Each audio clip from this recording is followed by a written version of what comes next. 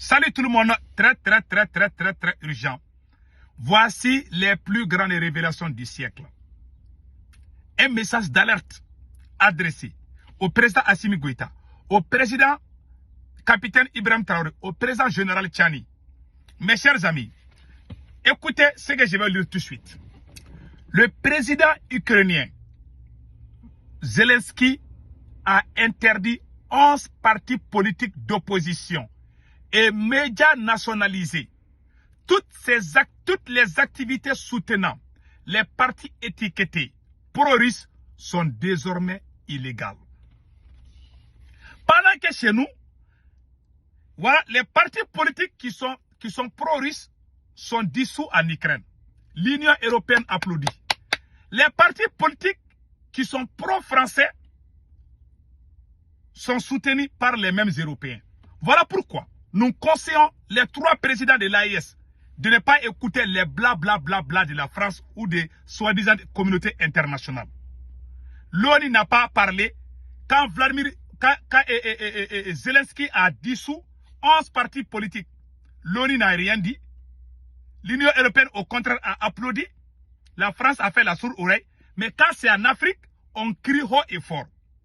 Je conseille les présidents maliens, burkinabés et nigériens de dissoudre tous les partis politiques qui sont à la merci de la France. Le peuple est avec vous. Les nouvelles décisions du président Assimi Goïta, nous soutenons. Et aujourd'hui, je vais faire une très grande révélation. Comment les partis politiques soi-disant démocrates ont détruit l'éducation malienne, ont détruit l'armée malienne. Voici la plus grande révélation que je vais vous lire tout de suite. Ouais, en Ukraine, même le président ukrainien a reporté les élections. L'Union européenne n'a rien dit, l'ONU n'a rien dit. Quand Assimi Goïta et capitaine Ibrahim Traoré et général Tchani sont là, ils poussent ces gens à aller vers les élections.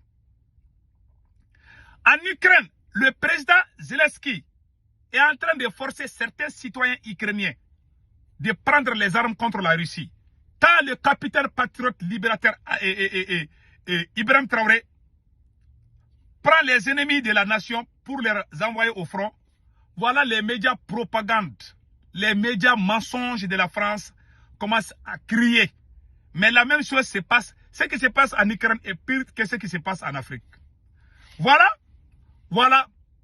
Donc, quand tu es pro-russe, tu es l'ennemi à abattre. Mais quand tu es... Alors que tout le monde sait que ce que la France a fait contre l'Afrique est pire que ce que la Russie a fait contre l'Ukraine. Voilà ce que l'Union européenne aussi a dit ici. Je vais vous lire ça tout de suite. Vous savez, il ne faut pas qu'on ait peur de ces gens-là. Nous conseillons nos présidents. Le peuple est avec vous. L'Union européenne a déclaré que le report des élections en Ukraine et l'extension des pouvoirs de Zelensky était une question interne à Kiev. Mais quand ça se passe en Afrique, ils vont commencer à crier. Donc, vous voyez la différence? Donc, tous les partis politiques, et quand tu regardes chez nous, les partis politiques là, 90% des partis politiques sont pro-français. Alors que c'est la France qui a amené les terroristes pour tuer nos populations. Donc, il faut que nos dirigeants soient très durs envers les ennemis de l'État. Vous savez, Che Guevara a dit une chose. Le plus grand révolutionnaire que j'ai jamais vu dans ma vie, c'est Che Guevara. Che Guevara dit une chose. Si tu as 11 balles à tirer contre tes ennemis, tu as un fusil, tu as 11 balles dedans, tu dois tirer sur tes ennemis. L'ennemi qui est à l'extérieur, il faut tirer une seule balle sur l'ennemi qui est à l'extérieur. L'ennemi qui est à l'intérieur, il faut tirer les 9 balles sur l'ennemi qui est à l'intérieur. C'est-à-dire, les ennemis internes sont plus dangereux que les ennemis externes. Quand tu chasses la France, tu n'as pas chassé les politiciens. Tu n'as pas cassé les ailes des politiciens. Ça veut dire que la France est toujours là. Voilà un moment donné. Aujourd'hui, je félicite les autorités de la transition du Mali d'avoir interdit les activités des partis politiques. Nous avons vu la même chose au Burkina Faso, la même chose au Niger. Nous sommes de cœur avec les présidents de l'AES. Voilà ce qu'on attendait. Le Mali est venu un peu en retard. Notre transition a tout le temps travaillé avec les politiciens. Voilà pourquoi il y a eu trop de bruit chez nous. Maintenant, nous conseillons le président Assimi Goïta de ne pas faire marche arrière. D'aller jusqu'au bout. Le peuple est avec vous. Tous ces cris là, les chiens aboient, la caravane passe. Le peuple est avec sa transition. Nous ne voulons pas être déçus par cette transition comme cela a été avant. Nous ne voulons pas vous voir travailler avec ces politiciens qui ont détruit notre armée, qui ont détruit notre éducation. Ce sont ces mêmes politiciens qui ont appelé la France pour détruire le Mali. Ces mêmes politiciens ne cachent pas leur amour vers la France. Il faut commencer à serrer les ceintures maintenant. Vous voyez le président ukrainien là. Quand tu es ukrainien, tu supportes la Russie, on t'exécute en Ukraine. Au Mali, on te laisse à droit de l'homme, il y a ça. Ouais, soyons très durs. Il ne faut pas écouter ces occidentaux là. Tous les gens qui sont pro-français, il faut dissoudre leur parti. Je suis contre les crimes. Je ne vous dis pas de faire comme Zelensky, mais il faut dissoudre leur parti. Pire et simple. Les assises nationales de la refondation qu'on appelle ANR au Mali, le peuple a demandé à travers les assises nationales de dissoudre tous les partis politiques. Donc maintenant, vous avez vu ce que Zelensky a fait. Donc il ne faut pas avoir peur. Et ils sont blancs, quand ils font, c'est bon. Quand Zelensky interdit les politiciens de supporter la Russie, ça, c'est pas la démocratie. Hein. Ils applaudissent. Ils applaudissent. Mais quand c'est au Mali, ah non, c'est la dictature.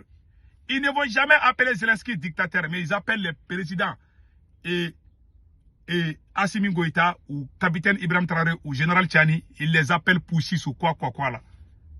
Mais quand tu fais leur affaire, tu es président. Vous voyez? Ces gens sont des racistes, je vous dis. Hein. Donc maintenant, je vais vous montrer la plus grande révélation du siècle. Comment les partis politiques ont détruit. Voilà. Partagez la vidéo là. Hein. Aujourd'hui, je vais vous montrer la plus grande révélation du siècle. Comment les partis politiques ont détruit le Mali. Voilà, écoutez ce que je vais lire tout de suite. C'est très. Quelqu'un va pleurer ici aujourd'hui. Voilà. J'ai même oublié, aujourd'hui c'est samedi. Aujourd'hui c'est samedi 13 avril 2024. Voilà, écoutez très bien. Au Mali, il y a plus de 300 partis politiques. Il y a 300 partis politiques, exactement. 293 partis politiques pour un pays de 22 millions d'habitants. Au Mali, il y a entre 293 et 300 partis politiques. Ouais, écoutez. Maintenant, qui ont échoué sur tous les plans. Ces 293 partis politiques ont échoué sur tous les plans. Ils ont vendu les examens. Ils ont bafoué l'éducation malienne. Ces partis politiques ont vendu les examens, multiplié les écoles privées. Les niveaux des élèves est remis à zéro. Des diplômes sont vendus partout au Mali. Voilà le travail des politiciens. Voilà. Sur le plan santé, aucune amélioration de l'île plateau. Sanitaire, pas d'hôpitaux, pas de services de traitement. De ce même nom, l'AMO a été saboté. Sur le plan agriculture, toutes les terres ont été vendues. La fourniture des engrais férélatés, aucun programme de développement. Aucun programme de développement agricole. Les Maliens continuent toujours à cultiver avec la hache, le daba. Ils n'ont rien fait pour améliorer la culture. Quand tu veux développer un pays, il faut la culture. Vous savez, il y avait embargo contre le Cuba. Ils ont développé la culture. Chez nous, ils sont venus voler pendant 27 ans. Ils ont chassé Moussa Traoré, le général Moussa Traoré, ils sont venus piller tout. Ils ont même détruit l'armée. Après, on va arriver à ce point. Le transport, le chemin de fer, vandalisé. Air Mali, l'avion Air Mali détruit. Commandant Fouti, des routes mal entretenues. Les goudrons sont devenus des dunes de sable. Des bateaux mal entretenus. Aucun programme d'améliorer. La justice, l'argent est devenu le maître mot. Les détournements sont ignorés. Les délinquants font la pluie et le beau temps au Mali. Jusqu'à nos jours, la sécurité a été sous-traitée. Le Mali a été vendu au capital international. Des centaines de morts partout. Des armes brûlées. Des aéronefs vendus au Pakistan. Les politiciens maliens, quand ils sont venus au pouvoir, la Russie avait donné plus de 20 Mirailles. Comment on appelle là? Il y avait 20 avions de chasse Miraille. Donc, ils ont vendu ça au Pakistan. C'est un politicien même qui a dit ça. Après, je vais vous montrer cette vidéo. Ils ont, Allah Akbar. Allons-y. Ils ont vendu des aéronefs au Pakistan. Des missiles détruits. L'armée bafouée, des centaines de milliards au compte de l'armée ont été détournés par les politiciens. Adema et ses dérivés. Le parti Adema et ses dérivés. Je n'ai pas encore fini avec les politiciens maliens. La gouvernance, une démocratie où les partis sont toujours avec les gagnants. Même les poussistes. Les partis qui se disent grands ne vont jamais à l'opposition. Quand un militaire fait des coups d'État, ces mêmes politiciens viennent courir derrière les militaires. Ils ont fait la même chose avec ATT. Ils ont fait la même chose avec Sanogo. Maintenant, c'est le tour de Assimi. Ils veulent faire le mangement là. Moi, Sékou Toungara, j'ai dit non. Je ne suis pas dedans. Voilà pourquoi j'ai critiqué Assimi dans ce dernier temps. Tant que ces politiciens sont là, c'est la France qui est là. Les politiciens sont comme la branche droite de la France. Si tu chasses la France, tu ne te débarrasses pas des politiciens, ça veut dire que tu es en train de travailler avec la France, pire et simple. Voilà ce que j'ai dit à Assimi. Et je le répète, si Assimi travaille avec les politiciens, cela veut dire que la France est toujours au Mali. La France est représentée par des politiciens. Pendant 27 ans au pouvoir, soi-disant démocratie, ces mêmes politiciens ont bafoué la dignité malienne, enseigné la délinquance, c'est-à-dire que enseigner la délinquance, enseigner les vols, enseigner aux jeunes la paresse, l'argent facile. Voilà pourquoi il y a trop de malhonnêteté dans notre société. La plupart de la jeunesse, ils sont tous devenus malhonnêtes. La plupart des jeunes maliens sont devenus malhonnêtes. Insouciants. Voilà, quand tu viens sur les réseaux sociaux, tu sens qui est éduqué, qui n'est pas éduqué, qui est intéressé par l'argent. Tellement certains sont intéressés par l'argent, quand tu critiques les pouvoirs, ils vont dire que tu cherches poste. Parce qu'ils sont nés comme ça. Le maman vole, le papa vole. Quand l'enfant va grandir, l'enfant va voler. Ils vont penser que les vols là, c'est tout le monde qui vole. Quand toi tu pars, ils vont dire que toi-même tu es voleur. Parce qu'ils ont été éduqués comme ça. Voilà pourquoi il faut bien éduquer les enfants.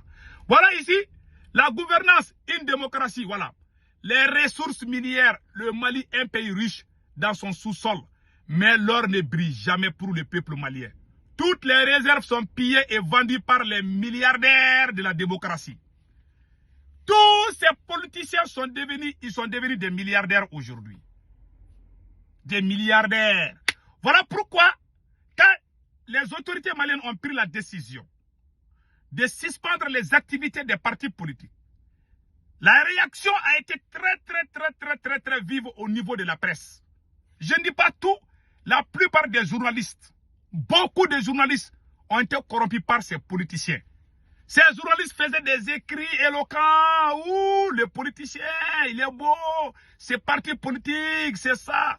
Avant l'avènement de Facebook et WhatsApp, ils nous bernaient, ils nous ont menti pendant plus de 20 ans. Nous disons merci à Facebook. C'est grâce à Facebook, c'est grâce à YouTube et c'est grâce à TikTok que les gens ont connu tous leurs vols. Les gens ont découvert leur vrai visage. Voilà pourquoi ils n'aiment pas les activistes des réseaux sociaux. Surtout moi particulièrement. Voilà.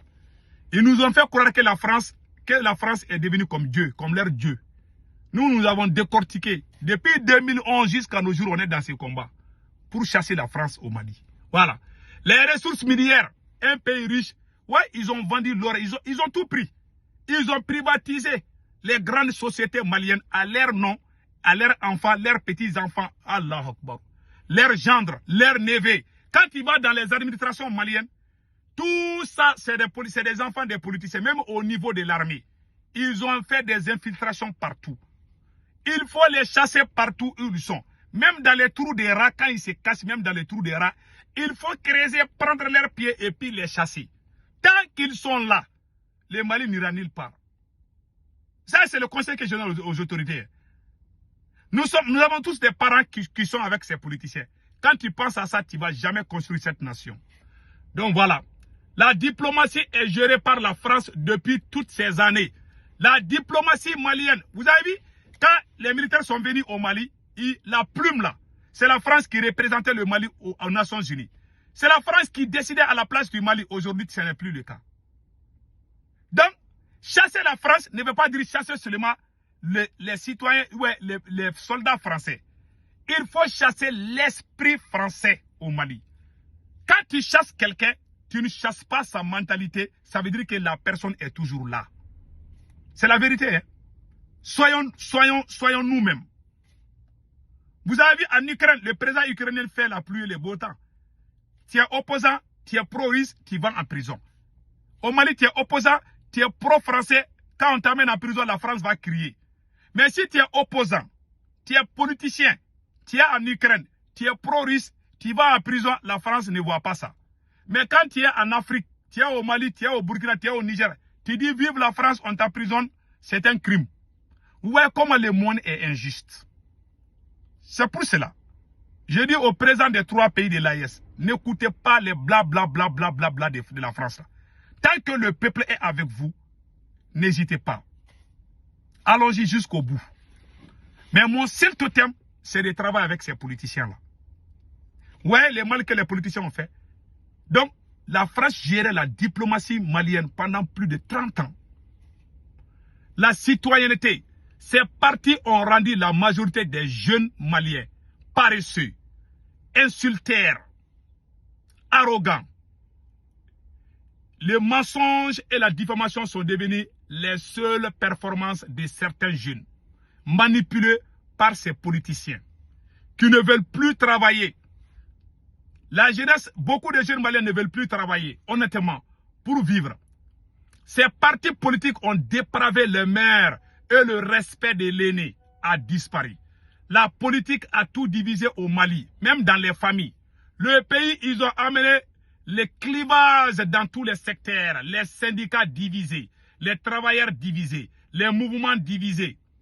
Au niveau de l'énergie, jamais les démocrates qui réclament les élections n'ont réfléchi, ni réalisé un seul acte de développement énergétique pour les Maliens.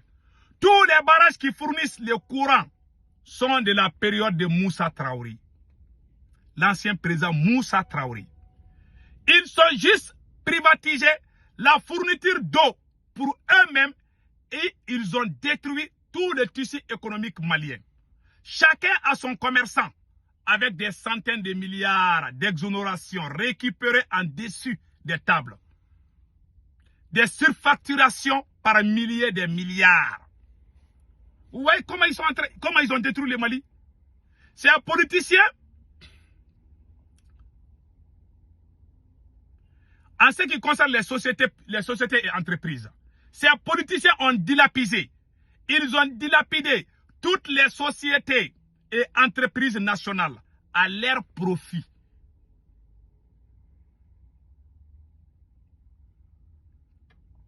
Vous voyez? En conclusion, il ne faut jamais oublier que le Mali a toujours été un grand pays respectable et respecté partout.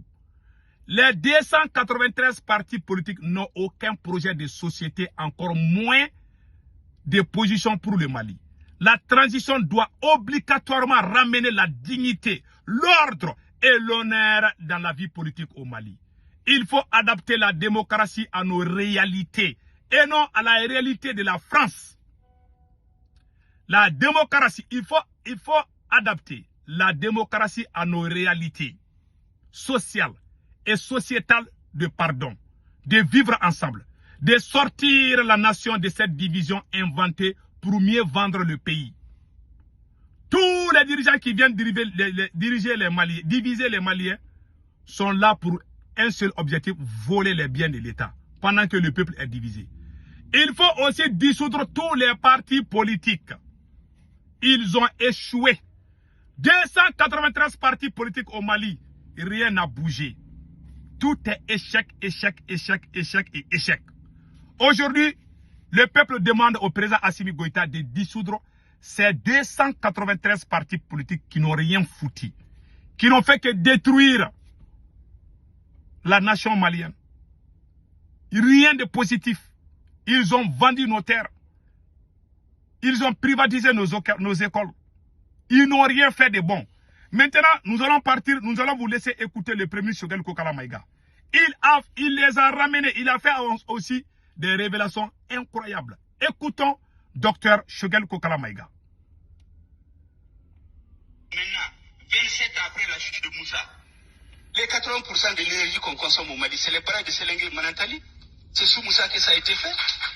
Les grandes irrigations à l'office du Niger, la CMDT qui fait la fierté du Mali. Vous avez dit que Moussa a détruit les sociétés de ça. Moi, je ferai un débat avec les uns et les autres. Je vais vous démontrer comment les sociétés ont été créées sous la Première République. Quel était le... Vous voyez maintenant, l'ancien président Moussa Traoré, les barrages qui nous donnaient l'électricité là, c'était bien au temps de Moussa. Quand les démocrates là sont venus là, ils ont tout dilapidé. Ça, Choguel Kokala Maïga a fait ce discours en 2018. 6 ans d'aujourd'hui. Avant le coup d'état de Assimi Goïta, Choguel a montré les vrais... Voilà pourquoi ces politiciens n'aiment pas le premier Choguel Kokala Maïga. Donc nous demandons au président Assimi Goïta de dissoudre le CNT, de chasser tous les politiciens pro-français. Les politiciens pro-français, ADEMA, RPM, URD, tous ces partis politiques, il faut les dissoudre. Les Asma, tout, il faut les dissoudre tous. Maintenant, écoutons Dr Choguel Kokala Maïga, le premier ministre du Mali. Choguel Kokala Maïga a fait cette révélation en 2018. Écoutons les restes. État économique. Combien de sociétés ont été créées? Il y en a plus de sociétés créées après 68. Et ceux qui en ont été créés, je vais vous le démontrer. Parce que les débats que les gens ont devant des étudiants qui ne sont pas informés. Quand on a des contradictions, ce n'est pas la même chose. Mais de toutes les façons, ça ne résout pas le problème.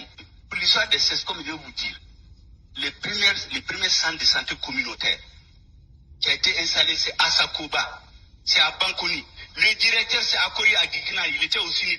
C'est l'IRGM qui a défendu son dossier au niveau de la direction du parti, parce qu'on a vu son cursus. Ça veut dire qu'en ce temps, il y avait des cadres compétents. Le militantisme venait en 5e critère pour choisir les gens. C'est la compétence, le patriotisme, ainsi de suite. Mais on a tout résumé, on dit pour être dans les responsabilités de l'UDPM. Mais ce n'est pas vrai. La preuve qu'on s'est retrouvé depuis que Moussa a chuté. Combien de hauts cadres de Moussa on leur a fait appel chaque fois que c'est difficile. Ça veut dire qu'il y avait des critères objectifs pour choisir les cadres, qui n'étaient pas seulement le militantisme, mais comme tout parti, il y a des degrés de militantisme. Tout ça a été régné. Moi, j'ai l'avantage d'avoir un certain niveau d'instruction, d'avoir fait 2 ans dans le système, d'avoir observé tout ça. J'ai dit non. J'ai dit aux camarades, ceux qui ne sont pas d'accord avec nous, donnons-nous la main, assumons-nous, participons au débat. Attendons d'ici 20 ans. Ils étaient là, vous pouvez le dire à l'UDD, quand on voulait choisir le candidat à la présidence en 91. Je leur ai dit, non, l'histoire a un processus. Avant 20 ans, on ne peut pas présenter quelqu'un contre ceux qui ont fait renverser ce régime. Parce que la population était tellement endoctrinée qu'aucun message ne passe sur ce qu'ils ont mis dans la tête déjà. Même quand ils font quelque chose de noir, on va dire que c'est blanc. Voilà. Les systèmes je vous dis aujourd'hui, pourquoi on dit adéquation, formation, emploi? Parce qu'on a mis une politique pour plaire à la rue, aux députés et aux autres. On a multiplié les lycées. On n'a pas fait descendre des écoles techniques qui forment les gens en masse, qui vont dans l'agriculture, qui vont dans l'élevage, qui vont faire la mécanique, qui vont aller dans le privé. Parce que quand tu fais un lycée, c'est 300 millions. Quand tu fais une école technique et professionnelle, une machine où tu peux faire 500 millions. Donc si tu restes dans le populisme, tu multiplies avec une école technique, tu peux faire 10 lycées et tu les présentes aux populations dans ton mandat. Je termine pour dire que vous avez vu concernant la presse, les gens disent, oui, en 60, avant la colonisation avec le multipartisme, il y a eu la loi sur la presse sous l'UDPM, c'est un processus normal. Et pourquoi ce processus-là, vous ne le reconnaissez pas dès que ça concerne l'UDPM? On fait comme si le régime militaire de 1969, c'est la même situation politique et administrative qu'il y avait en 91. Mais ce n'est pas vrai. Ensuite, les uns et les autres ont dit qu'ils ont pris la loi. Ils ont eu des juristes qui leur ont permis de l'interpréter. Mais les autres ne sont pas des, vous m'excusez du terme, ce ne sont pas des idiots. Ils sont aussi intelligents que vous. Pourquoi le PV de la réunion du BC d'avril 90, de janvier 91, on a refusé de l'amener au BC? Parce que le mandat de Moussa finissait en juin 91. Et en réunion du BC, la décision avait été prise de créer les partis et aller aux élections. Moussa leur a dit non, vous ne pouvez pas dire aux gens de créer les partis en avril et aller aux élections en 93, donc proposant-leur une transition de 9 mois à discuter. Mais ils étaient au courant, ils l'ont caché à leurs militants. Voilà. Ouais, quand ces démocrates-là ont poussé le peuple malien contre général Moussa Traoré là, les gens sont sortis. Déjà, Moussa Traoré voulait même quitter le pouvoir. Il voulait organiser les élections, mais il voulait les chasser. Voilà, voilà ce que Choguel a dit. Personne ne peut contredire ce que Dr Choguel Kokala a dit. Mais écoutons les restes. Quand Moussa a fait des réunions secrètes avec ses politiciens, Moussa ne voulait pas des bains de sang. Ils étaient tellement endoctrinés par la France, ils n'ont même pas écouté Moussa. Ils ont fait sortir les enfants dans les rues.